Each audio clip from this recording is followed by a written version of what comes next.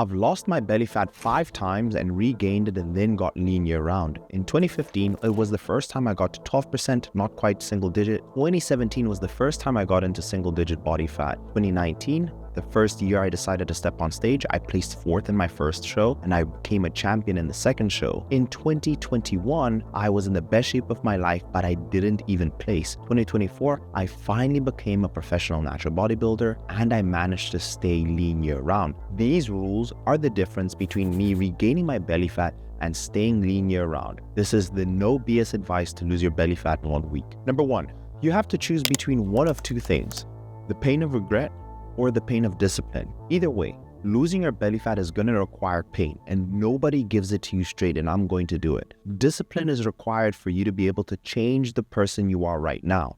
What do I mean? I can give you any plan that can work, but for that plan to work, you need to be disciplined. And the definition of discipline is not doing more than you have to. It's not doing less than you have to. It's doing exactly what you have to do, especially when you don't want to do it. So if I give you steps, or if I give you a training plan, or if I tell you how many hours to sleep, all those practices need to be disciplined. And even if you decide to focus on one thing, let's say as simple as walking, you need to be disciplined and tick that box each and every single day. All diets are shit. Let me explain. The word diet insinuates that it's only going to be done temporarily. And that is why so many people fail in the beginning. It's just that frame of how you're looking at this process. You need to start looking at this process as your new lifestyle. And that's exactly what I mean. The body follows the exact same principles of calories in versus calories out. And it's not the calories that actually cause the weight loss. It's the hormonal reactions that happen as a result to the changes and adaptations you've made to your body. So veganism, to lose belly fat, requires a deficit. Keto, to lose belly fat, requires a deficit.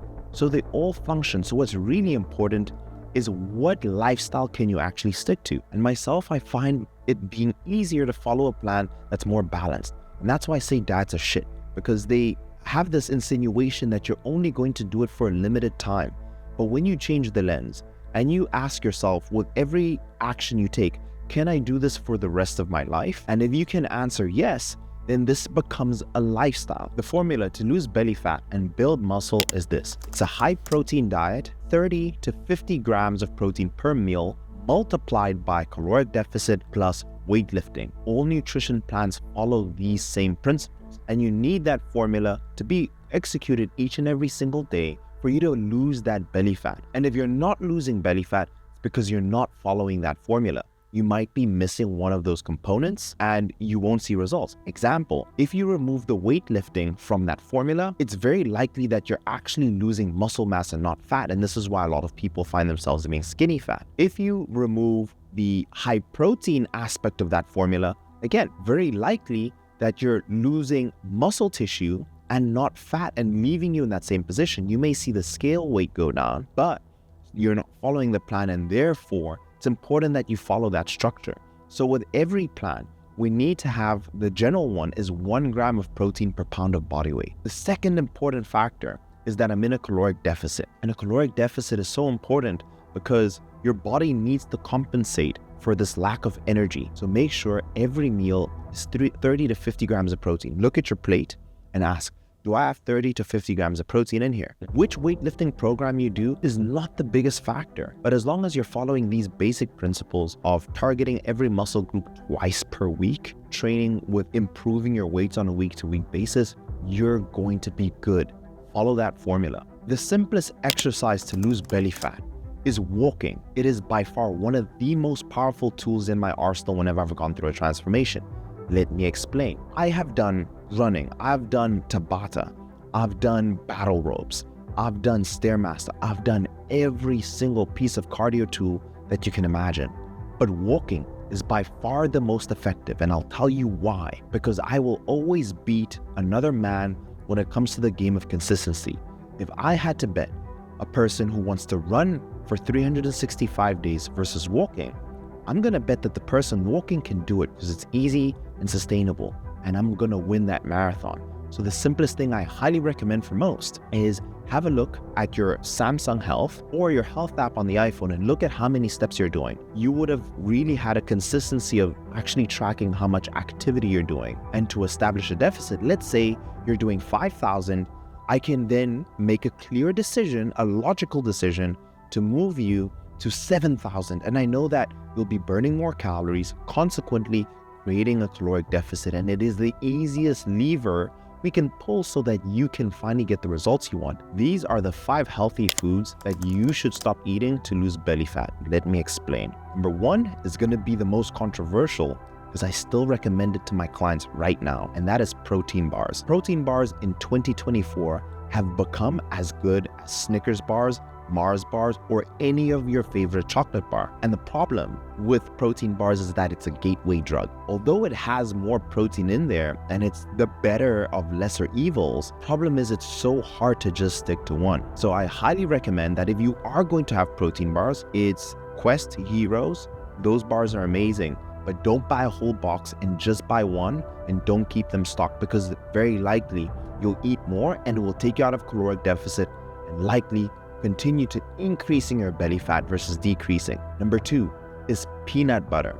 Peanut butter can be amazing. There can be a healthy source of fats, but the problem is that they're so calorically dense, and it's very likely that eating more peanut butter will get you out of a caloric deficit that keep you in one. Number 3, our favorite, I eat rice when I'm above 2,500 calories. I'll make a substitution for cauliflower rice instead, or even cognac rice, which is a nice little alternative. Another one is pasta. I substitute that for zucchini noodles if I'm such a big fan of pasta. Granola. Granola is extremely calorically dense, and the return on investment isn't amazing. It is just cereal and there's just so much sugar, but because there's dried fruits in there, it's marketed to us as high vitamins, vitamin C, where you can get that in another food that doesn't take away so much in terms of caloric density. So my recommendation, instead of the granola, substitute it out for oatmeal. Juice is just concentrated sugar in a cup, and all the vitamins and the benefits you can get from juice, rather have it in terms of eating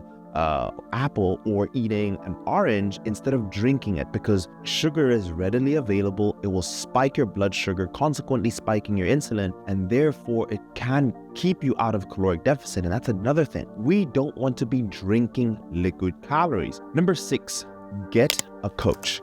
A coach will be always the fastest way to get from where you are right now.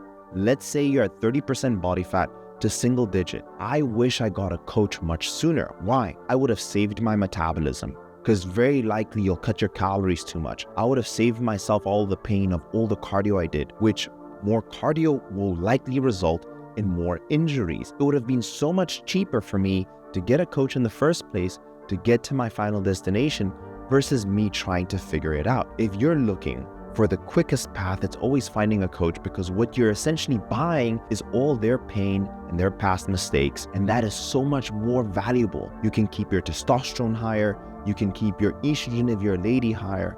There's so much more benefit to just paying someone for their past experiences and you avoiding it than you trying to figure it out. I coach, and of course you might say, hey Mike, you're biased. But in this life, people get coaches for everything. Look at LeBron James, arguably one of the best basketball players of our lifetime, but he has multiple coaches for multiple things, because you always need an objective eye to tell you what you should do and why you should do it versus using your own emotional decision-making process. That being said, if you are looking for a coach who's gonna have weekly calls with you, that is medically qualified, that is a specialist in health and fitness. Maybe you're dealing with type 2 diabetes, or you're just afraid that your health isn't in check. You're a CEO, you're an entrepreneur, you're very busy and you don't have the time. I invite you to book a call to work with my team of medical doctors. All you need to do is fill out the application in the description below. And I also want to say for this point, you don't have to work with us. You can work with any coach that is maybe in your vicinity. But if you want to work with the best, that's us. Number 7, cardio is a waste of time. So hypothetically, let's consider you're 5'8", 180 pounds. In 1 hour of cardio, you're roughly burning 500 to 600 calories. And that can take you 1 full hour on the treadmill of hard work. You can also very much just make the decision to not eat the Big Mac. which usually takes 3 bites, which is equivalent of 2 minutes. So that is exactly why I say cardio is a waste of time, especially if your diet isn't in check. This is what I recommend you do instead. 1, track your diet. It will save you the hours that you'll spend walking and doing cardio. Just by spending 30 minutes tracking your food, you can save yourself weeks worth of time of not seeing any results. And meal prep or just calculate your calories, all these little excuses you tell yourself that you're too busy doing, you have to focus on the diet first, and then you can add cardio. And this is why the statement, your abs are made in the kitchen, will always stand true. That being said, I do cardio. So this is the best cardio routine to lose belly fat. Week 1.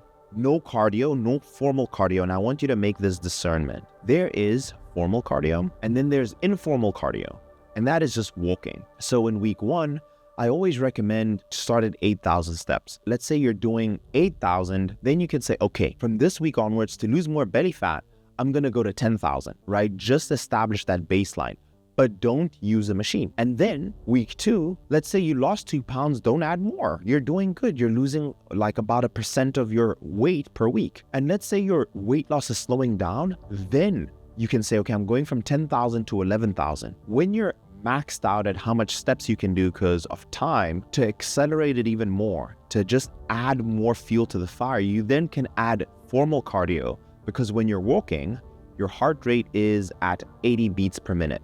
However, when you do formal cardio and I say, hey, I want you to do 20 minutes of 140 beats per minute, you're then burning more calories per unit of time. So you're doing the same 10 minutes, but you're burning more calories in those 10 minutes. And that you can use as a tool to even accelerate more. You're just stirring the pot a little bit quicker and getting the result a bit quicker. Calculating your calories and macros can be a waste of time, so do this instead. It took me years to really realize this, but you've heard it in my videos. I always tell you to calculate your calories and calculate your macros. But this is the truth. When you get the formula or when you input these numbers into an app, it's using a formula. And that formula is actually really just an estimation. So what happens a lot of the times is that people will calculate their calories, they'll calculate their macros, and they won't see a result in week 1. They'll be like, oh my gosh, I didn't lose weight, this sucks, it doesn't work. But the reality is that those calculations are just an estimation. What is really powerful is calculating, finding out what result you got, and then making an adjustment so that you can truly find what your calories are. So my recommendation is, when you calculate your calories and macros, that is just theory. When you put it into practice, if you don't get the result that week, it doesn't mean that it didn't work. It means that, okay, that theory wasn't entirely correct. Make a slight adjustment to find what your true result is. Creating a 500 caloric deficit is bullshit. I want you to do a 600 calorie deficit. Let me explain. So where did this 500 number come from? Quick one. A pound of fat, scientists burned it up and they calculated it is roughly 3,500 calories to burn up a pound of fat. That's how we've gotten the daily 500 caloric deficit. So 3,500 divided by 7 days in the week, and that comes to 500 every single day. Now, why I say that that's bullshit is that it's an estimation. To be sure that you're in a caloric deficit, you can go from 500 to 600 to be certain. Establishing a 600 caloric deficit compared to 500, you're like, Mike, there's no difference. That's just an extra 100 calories. But 100 calories daily times 7 is equivalent to 700 calories. And what you can do here is you can then slot in a cheat meal at the end of the week if you achieve the result that you were looking for. Number 1, it gives you a mental break. Number 2, as human beings, we work better with a positive feedback loop. And then number 3, it replenishes your glycogen stores. So let's say on Sunday I gave you that burger to eat, your performance in the gym is going to be improved Monday, Tuesday, Wednesday. Caveat is, if you have that burger, very likely your weight will increase, but we know it's just because you had an extra meal than you usually did. And if we follow the same principles, you'll have a new low weigh-in at the end of the week. Again, another positive of having a coach, so you don't get into this quote-unquote mind. There's this famous quote that your body is the most honest reflection of your choices. A lot of you may be like, what do you mean? Because maybe I'm fat because of my metabolism. Now, for a small population of the people, it is really something that's happening in their body that's not allowing them to lose weight. But why I put the statement here is that I think it's so important that people really take ownership of where they are. Let's say hypothetically, and I'll tell you guys this, if I have a pain in my back, it is really up to me to go and find out why this pain exists and seek guidance and information, versus saying, oh, life is so tough, the chair is the problem, all these other things are the problem, I'm old, blaming all things on life, versus me taking ownership. So if you're in a position with your physique, if you're watching this video, psychologically, it's so important to take ownership of where you currently are so that you can take advantage and so that you can make a decision on making a change. And I say this to my clients as well. If you start working with me, I'm going to give you all the information you need, but it's up to you to do the work, and it is up to you to work with me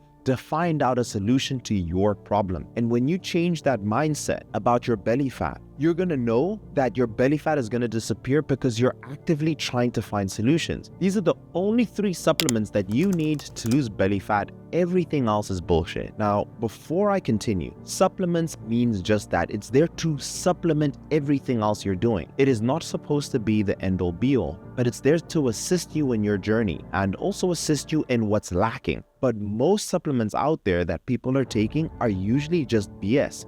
These are the 3 I feel that the general population requires. Number 1 is whey protein. In my personal opinion, it is the most important macronutrient. It will help you stay fuller for longer, promoting satiety. It will help you build muscle. It will help you drive muscle protein synthesis.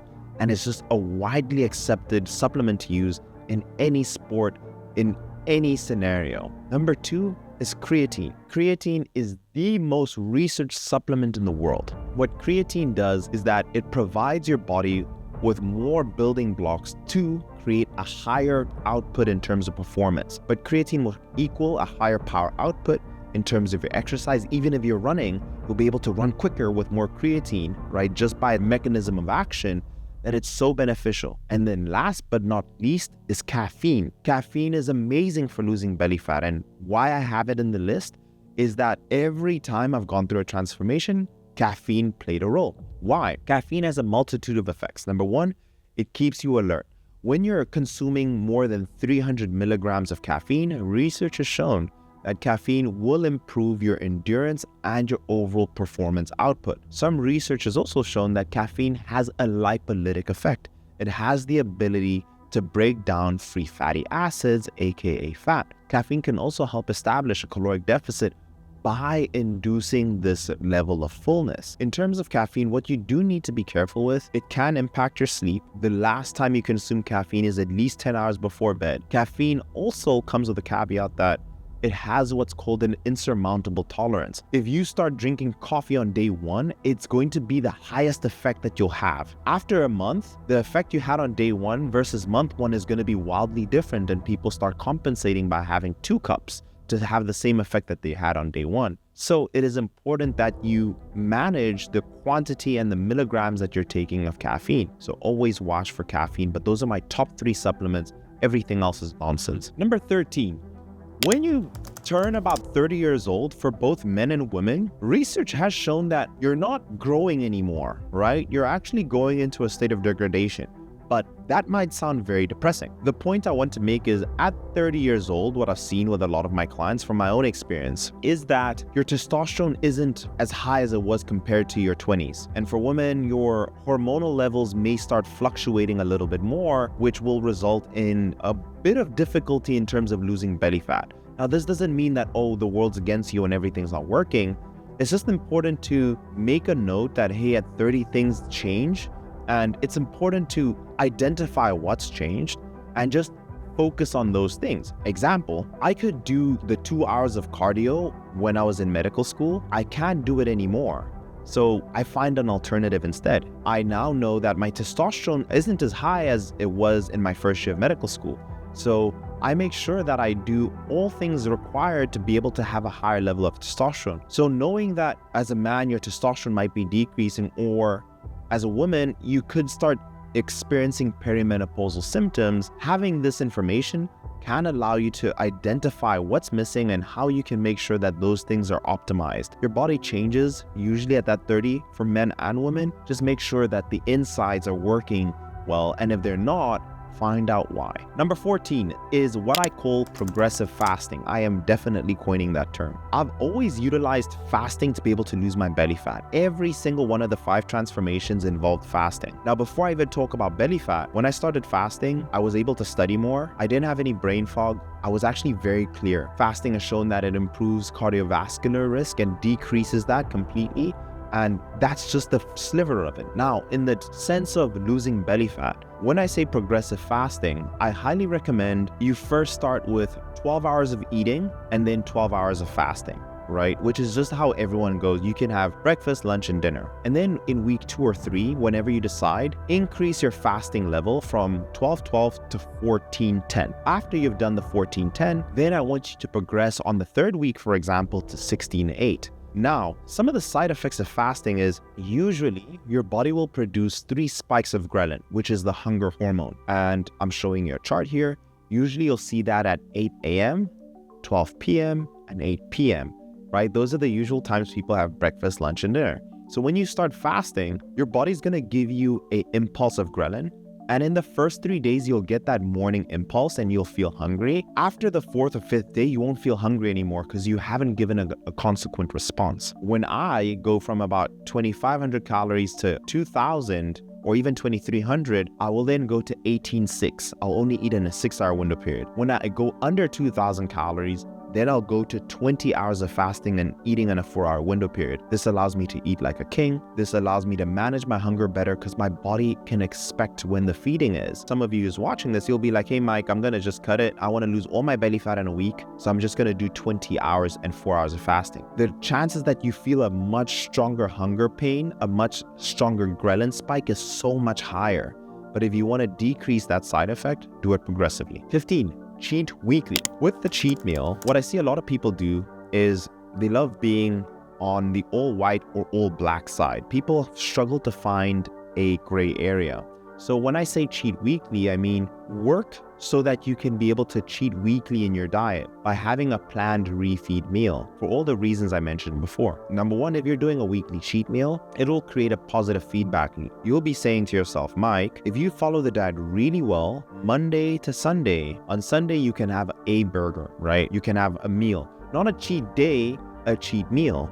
And you'll enjoy the burger and you'll say, you know what, next week I'm gonna work super hard so that I can earn my burger again. And this creates a positive feedback loop. The second thing is research has shown when they compared individuals who both did a caloric deficit, there are 2 groups. The control group just did a caloric deficit. The test group did a caloric deficit with a refeed meal. What they found is both groups lost the same amount of weight. However, this group had a better body fat composition. This group actually lost more fat and maintained and retained more muscle. Let's say they had that cheat meal on Sunday, they saw that they performed better in the gym Monday, Tuesday, Wednesday. So they had a higher chance of retaining more muscle. And then finally, it's also amazing psychologically. Stop relying on just the weight scale. This is what I want you to do instead. The weight scale is a very ancient tool. All it just tells you is mass, which is your mass times gravity. What isn't taking into account is maybe that day all you did was sit on the couch, or maybe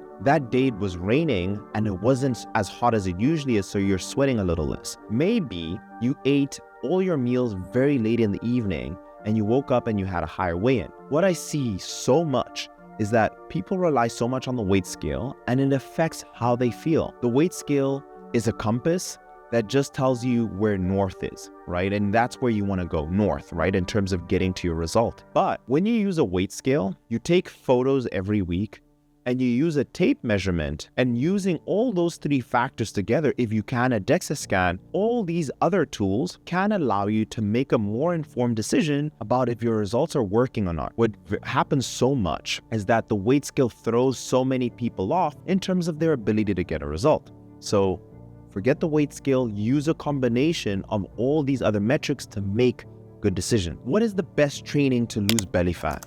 And the honest answer is one program that you can follow. Now, for intents and purposes, because you've stayed so long in this video, I want you guys to do one thing for me. I want you to comment down below, mashallah. I want to just say a big thank you to you guys for sticking here. And because of that, I'm putting on the screen a 3-day program, a 4-day program, a 5-day program. The point is that you can follow any of those programs.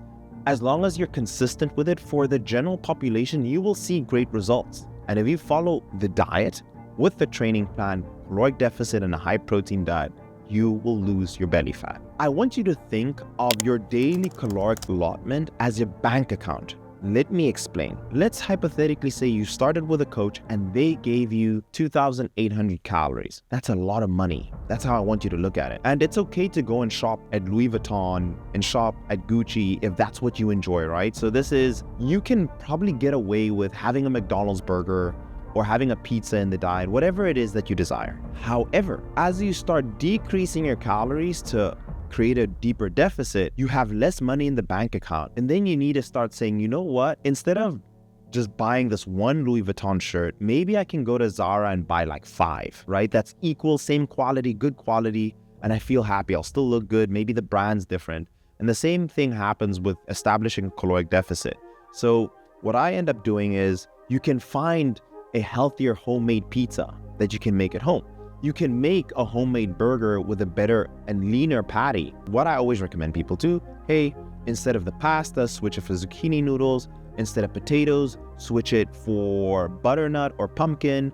Instead of using olive oil, use a 0-calorie spray. As your calories decrease, start opting for higher volume foods because it will make this process so much more sustainable. 19, tools of the titans. In business, in sports, in everything, we always use tools to make decisions. When you're driving, your car is giving you how quick you're going. It's important to know that so you don't crash. It's important to know how much gas is in the tank so that you know how far you can go. All the metrics in your car are so important. So it's important that you have metrics on your body. So these are the tools I want you to use. Number 1, I need you to use a food scale so that you can make sure that you're not eating 550 grams of sweet potatoes or 10 ounces of sweet potatoes, and you're eating exactly what you're supposed to because you might be adding too much oil to your tank, for example. It's important that you take photos, right, as another tool so that you're not solely relying on the weight scale. A weight scale. I want you to use a weight scale so you can see what the trend is. Am I stepping on the scale every day? Is the number going down? Is it staying the same or is it going up? That's all it's telling you. Use a tape measurement.